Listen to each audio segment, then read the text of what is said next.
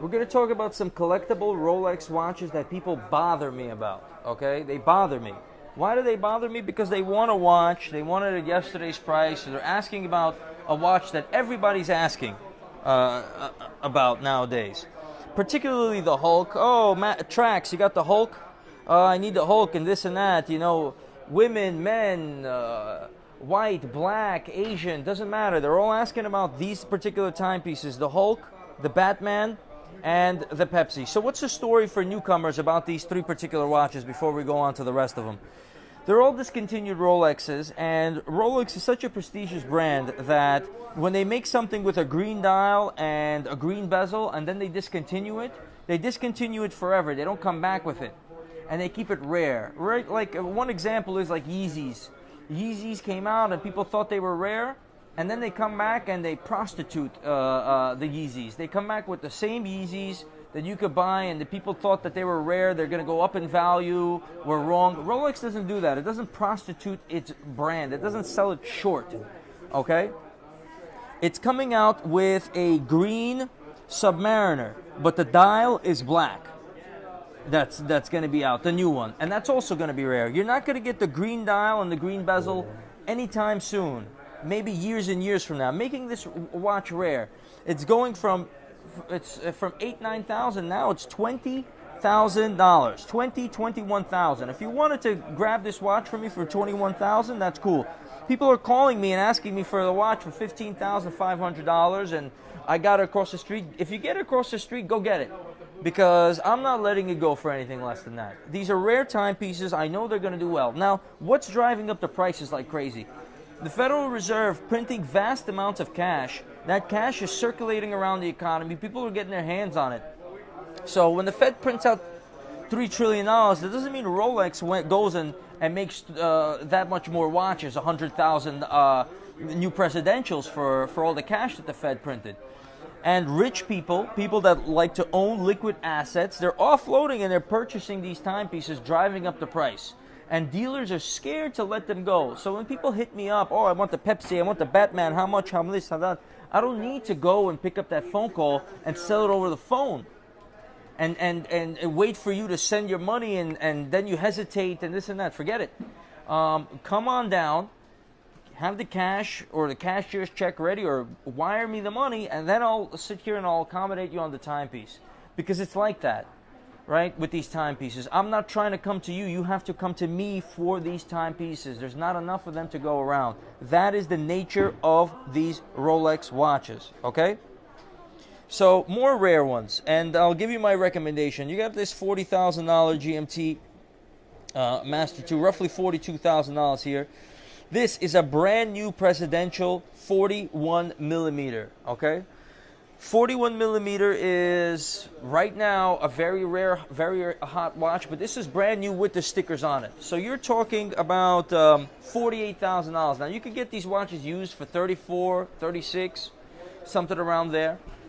And people that have been sitting on these watches for a while, they make money on them. And they're authorized Rolex dealers, they make money on them. But people are scooping them up, and the market price is very, very high. Another very rare one, this Daytona with the green dial is unbelievable.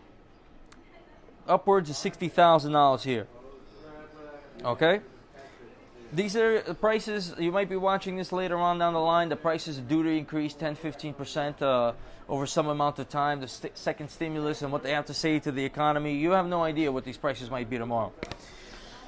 This is $85,000. $85,000, not a penny less. Don't come over here with $84,000 or $83,000 or this and that. This is not a watch that you're going to go find. You might find beautiful watches down the street. We're in the Diamond District right here or whatever. Okay? You're not going to run across the street or down the hall and this and that and say, oh, I got this for $79. If you got it for $79, that's great. Buy it and sell it back to me, because I'd love to have two. And that's just the nature of the game. And I'll explain exactly what else is going on. Sky Dweller with the chocolate dial, discontinued. It's beautiful. Rose Gold with the black dial. The green dial is also super rare. It's like, these are like collectibles, but on another level. These are really, really rare timepieces. Really, really beautiful. The rose gold 41, and these are two watches that are underpriced because I don't think Rolex is going to be making. They're making the 40s now. I don't think they're going to be making 41s. If ever, I mean, ever is a strong word, but anytime soon. And that being the case, people still want that biggest Rolex presidential that they could get, right? You got these letters. They might be German. I don't know what they are. It's another rare one. All rare collectible timepieces. So when you're shopping for these timepieces, you got to be a little humble, okay? You want these timepieces. If you could get them somewhere else, go get them. But because no one on this side who owns these timepieces is in a rush to give it to you. And don't bargain either, right? We'll give you the price that's fair. I mean, that's the way I do it. I'm going to give you one price. I don't have time to go back and forth. I could sit on these watches, make money.